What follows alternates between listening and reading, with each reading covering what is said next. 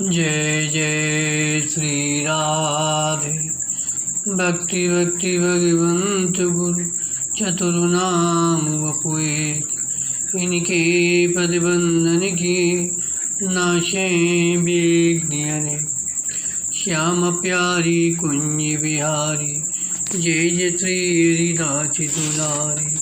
श्याम प्यारी कुंज बिहारी, जय जय श्री हरिदास दुलारी।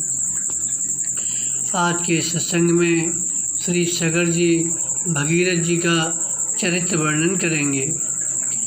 इक्ष्वाकु वंश में सत्यवादी हरिश्चंद्र की नवी पीढ़ी में महाराज बाहुक राजा हुए। धर्मभीरु राजा बाहुक युद्ध आदि से बहुत दूर रहते थे, अतः शत्रुओं ने उनकी इस अहिंसा प्रियता का अनुचित लाभ उठाया, उनका राज्य छीन लिया। तब राजा बाहुक अपनी पत्नियों के साथ वन में चले गए। वन में जाने पर कुछ काल बाद जब राजा बाहुक की मृत्यु हो गई, तब उनकी प्रधान रानी भी उनके साथ सती होने को तैयार हुई। परंतु महर्षि और्व को यह मालूम था कि रानी गर्भवती है, इसलिए उन्होंने उसे सती होने से रोक दिया। जब उसकी सौतों को यह बात मालूम हुई तो उन्होंने उसे भोजन के साथ विष दे दिया। परंतु ऋषि कृपा से गर्भ पर उस विष का कोई प्रभाव नहीं पड़ा, बल्कि उस विष को लिए ही एक बालक का जन्म हुआ, जो घर के साथ पैदा होने के कारण सगर नाम से विख्यात हुआ। सगर चक्रवर्ती सम्राट हुए। ये बड़े ही धर्मात्मा एवं पराक्रमी थे। इनकी केशिनी और सुमति नाम की दो रानियां थीं। केशिनी विदर्भ राज की कन्या थी, इसे वैदर्भी नाम से भी इनको कहा जाता है। सुमति गरुड़ जी की बहन थी। महाराज सगर अपनी उन दोनों पत्नियों के साथ हिमालय पर्वत पर जाकर भृगु प्रश्यवण नामक शिखर पर तपस्या करने लगे। 100 वर्ष पूर्ण होने पर उनकी तपस्या से प्रसन्न हुए। सत्यवादियों में श्रेष्ठ महर्षि भृगु ने राजा सगर को वर दिया कि एक रानी के वंश बढ़ाने वाला एक ही पुत्र होगा और दूसरी के 60,000 बलवान, कीर्तिमान और उत्साही पुत्र होंगे। जो एक पुत्र उत्पन्न करना चाहे वह एक पुत्र उत्पन्न करे, जो बहुत चाहे वह बहुत पुत्र उत्पन्न करे। मुनि का यह वचन सुनकर केशिनी ने वंशधर एक ही पुत्र का वर ग्रहण किया और सुमति ने 60,000 पुत्रों को जन्म देने का वर प्राप्त किया। महाभारत के अनुसार यह वरदान भगवान शंकर से प्राप्त होना पाया जाता है। वर्णन आया है, दोनों राजा रानियों ने कैलाश पर जाकर कठिन तप किया। भगवान शिव ने दर्शन दिया। दोनों ने प्रणाम कर उनसे पुत्र प्राप्ति की प्रार्थना की। शिवजी ने कहा, तुमने जिस मुहूर्त में वर मांगा है उसके अनुसार एक रानी के अत्यंत गर्वीले और शूरवीर 60,000 पुत्र होंगे, किंतु वे सबके सब एक साथ नष्ट हो जाएंगे। दूसरी रानी से वंश को चलाने वाला केवल एक ही पुत्र होगा। यह कहकर शिवजी अंतर्ध्यान हो गए। पद्म पुराण के अनुसार और्व ऋषि के द्वारा यह वरदान मिलना पाया जाता है। कुछ काल बीतने पर बड़ी रानी केशनी ने सगर के औरस पुत्र असमंजस को जन्म दिया और छोटी रानी सुमति ने तूबी के आकार का एक मांस पिंड उत्पन्न किया। राजा सगर ने उस तूबी को फेंक देने का विचार किया। उसी समय गंभीर स्वर से आकाशवाणी हुई, राजन, ऐसा दुस्साहस मत करो। अपने इन पुत्रों का त्याग करना तुम्हारे लिए उचित नहीं है। इस तूबी में से एक एक बीज निकालकर उन्हें कुछ कुछ घी से भरे हुए घड़ों में पृथक पृथक रख दो। ऐसा करने से तुम्हें 60,000 पुत्र प्राप्त होंगे। आकाशवाणी के कथनानुसार उन्हें घी से भरे घड़ों में रखकर धात्रियों ने उनका पालन पोषण किया। इस तरह दीर्घ काल के पश्चात राजा सगर के रूप और युवावस्था से सुशोभित होने वाले 60,000 पुत्र तैयार हो गए। सगर के ज्येष्ठ पुत्र असमंजस पहले जन्म में योगी थे। किसी संगी के कारण वे योग से विचलित हो गए, परंतु अब भी उन्हें पूर्व जन्म का स्मरण बना हुआ था, इसलिए वे ऐसा काम किया करते थे जिनसे भाई बंधु प्रिय न समझें। कभी कभी तो वे नगर के बालकों को पकड़कर सरयू में डाल देते थे और जब वे डूबने लगते तब उनकी ओर देखकर हंसा करते। परिणामतः सब पूर्ववासी भय और शोक से व्याकुल रहने लगे। एक दिन सबने आकर राजा से प्रार्थना की, असमंजस से हमारी रक्षा कीजिए। महात्मा सगर ने पूर्ववासियों के हित के लिए पुत्र स्नेह को तिलांजलि देकर असमंजस को नगर से बाहर निकाल दिया। राजा हो तो ऐसा हो, प्रजा की प्राणों से भी बढ़कर रक्षा करना राजा का धर्म है। महाराज सगर बड़े ही प्रजावत्सल राजा थे। इधर असमंजस ने अपने योग बल से उन सब बालकों को जीवित कर दिया और अपने पिता को दिखाकर वन चले गए। श्री अयोध्या के नागरिक अपने बालकों को पुनः जीवित देखकर बड़े आश्चर्यचकित हुए और सगर को अपने पुत्र की महिमा विचार कर बड़ा पश्चाताप हुआ। असमंजस के एक पराक्रमी पुत्र अंशुमान थे, जो बड़े ही मधुरभाषी एवं लोकप्रिय थे। बहुत काल बीतने पर राजा सगर ने हिमालय और विंध्याचल के बीच में आर्यावर्त की पुण्य भूमि में और वे ऋषि के उपदेशानुसार अश्वमेध यज्ञ के द्वारा संपूर्ण वेद में एवं देव में सर्वात्मा भगवान की आराधना का निश्चय कर अश्वमेध यज्ञ की दीक्षा ली। उनका यज्ञीय यश अश्व उनके अत्यंत उत्साही पुत्रों द्वारा सुरक्षित हो स्वच्छंद गति से विचरते विचरते जल शून्य समुद्र के किनारे पर आकर सहसा अदृश्य हो गया। बात यह हुई, इंद्र ने राक्षस का भेष धरकर उसे चुराकर भगवान कपिल देव के आश्रम में बांध दिया। सगर के 60,000 राजकुमारों ने समुद्र, द्वीप, वन, पर्वत, नदी, नद और कंदराएं सभी स्थान छान डाले, परंतु कहीं भी घोड़े का पता नहीं लगा। तब लौटकर उन्होंने राजा से यह समाचार कह दिया।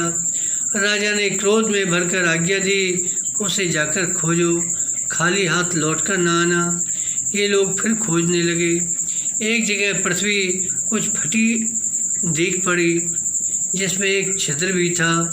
सगर पुत्रों ने उसे पाताल तक खोद डाला। वहाँ घोड़े को उन्होंने घूमते चढ़ते हुए देखा। उसके पास ही महात्मा कपिल देव भी दिख पड़े। उस समय मुनि ध्यान में थे। काल प्रेरित ये राजकुमार क्रोध से भरकर कहने लगे, देखो कैसा चोर है, घोड़ा चुराकर यहाँ मुनि भेष बनाकर बैठा है। अरे मूर्ख, तूने हमारा यज्ञ का घोड़ा चुराया है। हम लोग सगर के पुत्र तुझको दंड देने के लिए आ गए हैं, यह जान ले। इस कोलाहल से मुनि की आंखें खुल गईं।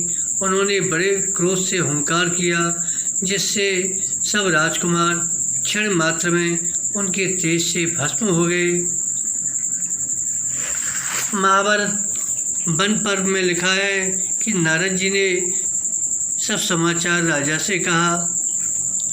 पुत्रों की मृत्यु जनित वेदना से अत्यंत दुखी हो पुनः स्वयं ही अपने आप को सांत्वना देकर असमंजस के पुत्र अंशुमान को बुलाकर और समझाकर भाइयों एवं यज्ञ के घोड़े का पता लगाने को भेजा।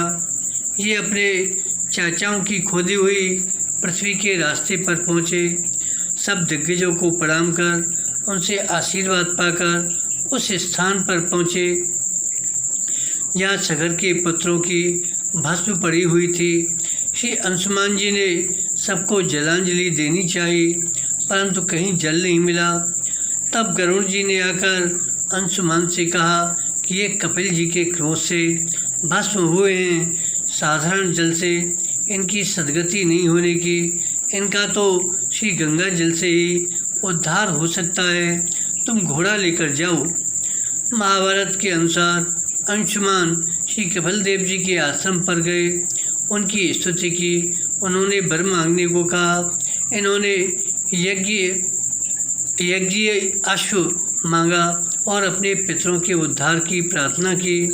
इन्होंने प्रसन्नतापूर्वक घोड़ा दे दिया और वर दिया, तुम्हारा पौत्र भगीरथ गंगा जी को लाकर इन सबका उद्धार करेगा। घोड़ा लाकर अंशुमान ने राजा को दिया और यज्ञ पूर्ण हुआ। सगर के पश्चात अंशुमान ही राजा हुए। उन्होंने अंत में अपने धर्मात्मा पुत्र दिलीप को राज्य देकर स्वयं श्री गंगा जी को लाने के लिए तप किया। 32,000 वर्ष तक तप में लगे रहे राजा अंशुमान, फिर भगवत धाम को चले गए। अंशुमान के बाद महाराज दिलीप जब राजा हुए तो निरंतर इस दुख से संतप्त रहते कि किस प्रकार मेरे पूर्वजों की सद्गति हो। राजा दिलीप ने भी श्री गंगा जी को इस भूतल पर उतारने के लिए महान प्रयत्न किया, परंतु सफल नहीं हुए। दिलीप के बाद भगीरथ नाम का एक परम विख्यात पुत्र हुआ। अपने पितरों की दुर्गति सुनकर इनको बड़ा दुख हुआ। राज्याभिषेक होते ही इन्होंने प्रजा एवं राज्य की रक्षा का भार मंत्रियों पर रखकर गंगा जी को पृथ्वी पर लाने के लिए गोकर्ण क्षेत्र में जाकर बड़ी भारी तपस्या करने लगे। वाल्मीकि रामायण के अनुसार, महाभारत के अनुसार हिमालय के शिखर पर जाकर 1000 वर्ष तक घोर तपस्या की। तपस्या से प्रसन्न होकर ब्रह्मा जी देवताओं सहित वहाँ आए और वर मांगने को कहा। इन्होंने गंगा जी के लिए एवं पुत्र के लिए प्रार्थना की। उन्होंने मनोरथ पूर्ण होने का वर दिया। साथ ही यह भी संकेत किया कि गंगा जी के वेग को पृथ्वी सह नहीं सकेगी, उसको धारण करने की शक्ति श्री शिव जी को छोड़कर और किसी में नहीं है, अतः तुम उनको प्रसन्न करो। यह कहकर और गंगा जी को भगीरथ जी का मनोरथ पूर्ण करने की आज्ञा देकर ब्रह्मलोक को चले गए। महाभारत के अनुसार भगीरथ जी की तपस्या से प्रसन्न होकर श्री गंगा जी ने दिव्य रूप से प्रकट होकर इन्हें साक्षात दर्शन दिया। कहा कि नरश्रेष्ठ, तुम मुझसे क्या चाहते हो, मैं तुम्हारा कौन सा मनोरथ पूर्ण करूं? श्री भगीरथ जी ने कहा, मेरे पितृगण महाराज सगर के 60,000 पुत्रों को श्री कपिल देव जी ने भस्म करके यमलोक भेज दिया है। मेरे पितृगण महाराज सगर के पुत्रों का उद्धार होना चाहिए। जब तक आप अपनी जल से उनका अभिषेक नहीं करेंगे तब तक उनकी सद्गति नहीं हो सकती। उनके उद्धार के लिए ही आपसे प्रार्थना है। श्री गंगा जी ने कहा, मैं तुम्हारा मनोरथ पूर्ण करूंगी, परंतु जिस समय मैं आकाश से पृथ्वी पर गिरूंगी उस समय मेरे वेग को कोई रोकने वाला न होने से मैं रसातल को चली जाऊंगी। तुम उसका उपाय करो। तीनों लोकों में भगवान शंकर को छोड़कर कोई ऐसा नहीं है जो मुझे धारण कर सके, अतएव तुम उनको प्रसन्न कर लो, जिससे कि मैं गिरूं तो वो मुझे मस्तक पर धारण कर लें। पद्म पुराण के अनुसार भगीरथ जी के 10,000 वर्ष तक तप करने पर भगवान विष्णु ने प्रसन्न होकर गंगा जी को भगीरथ का अभिष्ट पूर्ण करने की आज्ञा दी। श्रीमद् भागवत महापुराण में आता है, गंगा जी ने भगीरथ जी के सामने 2 कठिनाइयाँ प्रस्तुत की। एक तो बेग को धारण करने की, दूसरे यह है कि मैं पृथ्वी पर जाऊंगी तो लोग मुझ में पाप धोएंगे, फिर मैं उस पाप को कहाँ धोऊंगी। इस विषय में तुम स्वयं विचार कर लो। भगीरथ जी ने कहा, माता, जिन्होंने लोक परलोक, धन संपत्ति, स्त्री पुत्र की कामना का संन्यास कर दिया है, जो संसार से उपरत होकर अपने आप में शांत हैं, जो ब्रह्मनिष्ठ हैं और जो लोगों को पवित्र करने वाले तथा परोपकारी हैं, वे अंग स्पर्श से तुम्हारे पापों को नष्ट कर देंगे, क्योंकि उनके हृदय में अग्रूप अघासुर को मारने वाले भगवान सर्वदा विराजमान रहते हैं तथा समस्त प्राणियों के आत्मा रुद्रदेव आपका वेग धारण कर लेंगे। तत्पश्चात भगीरथ ने पुनः तीव्र तपस्या की और महादेव जी को प्रसन्न करके इनसे गंगा जी को धारण करने का वर प्राप्त किया। श्री शंकर जी हिमालय पर आकर खड़े हो गए। भगीरथ जी गंगा जी का ध्यान करने लगे। इन्हें देखकर गंगा जी ब्रह्मलोक से धारा प्रवाह रूप से चली और शिव जी के मस्तक पर इस प्रकार आकर गिरी मानो कोई स्वच्छ मोतियों की माला हो। बात यह थी कि गंगा जी को यह अभिमान था कि शिव भी शायद ही मुझे संभाल पाएँ, अतः सर्वज्ञ शिव ने अपना प्रभाव दिखाया। वे ऐसी लगती जैसे कोई पुष्पहार हो। शिव जी 10,000 वर्षों तक उन्हें अपनी जटाओं में ही धरे रह गए। श्री भगीरथ जी ने पुनः तपस्या करके शंकर जी को प्रसन्न किया। तब उन्होंने गंगा जी को जटाओं से छोड़ा। गंगा जी ने राजा से कहा, मैं तुम्हारे लिए ही पृथ्वी पर आई हूँ, अतः बताओ किस मार्ग से चलूँ। यह सुनकर आगे राजा रथ पर, पीछे पीछे गंगा जी इस तरह कपिल जी के आश्रम पर, जहाँ सगर पुत्रों की राख पड़ी थी, वे गंगा जी को ले गए। गंगा जल के स्पर्श से उनका उद्धार हो गया। श्री गंगा जी सहस्त्र धारा होकर कपिल जी के आश्रम पर गईं। राजा भगीरथ ने उनको पुत्री मान लिया और पितरों को गंगा जल से उन्होंने जलांजलि दी। अपने सुदीर्घ राज्यकाल में महामना नरेश श्री भगीरथ जी ने प्रचुर एवं उत्तम दक्षिणा से युक्त हविष्य मंत्र और अन्य से संपन्न 100 अश्वमेध यज्ञों के द्वारा यज्ञ पुरुष भगवान की आराधना की।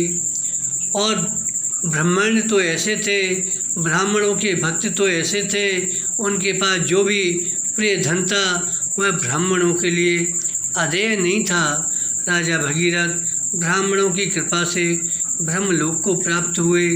बोलो श्री भगीरथ जी महाराज की जय, श्री गंगा महारानी की जय, बोलो भगवान शंकर की जय। जय जय श्री राधे।